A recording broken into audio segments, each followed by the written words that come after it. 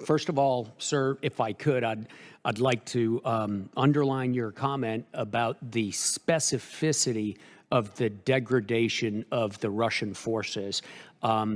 Much of the Russian military has not been affected negatively by this conflict. One of those forces is their undersea forces.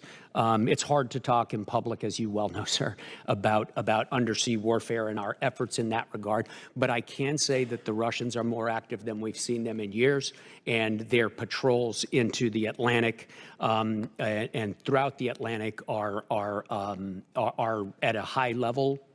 Most of the time, at a higher level than we've seen in years. And this is, as you pointed out, despite all of the efforts that they're undertaking inside Ukraine. Okay. Did you catch it? I did. Now, I heard that I had to rewind it several times because he was contradicting Representative Courtney there.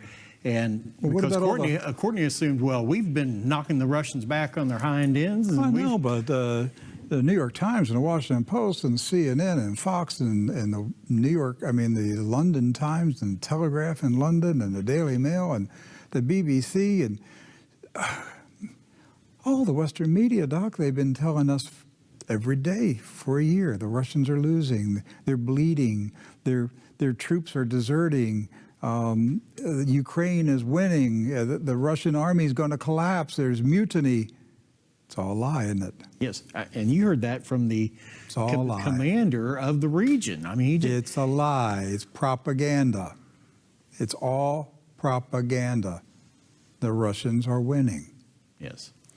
And the only reason the Ukrainians are still there is that the Western nations have spent hundreds of billions of dollars collectively to prop up a corrupt government run by Zelensky, who is stealing unknown amounts of money, he and his generals. And if we didn't prop them up, they would have been wiped out a year ago.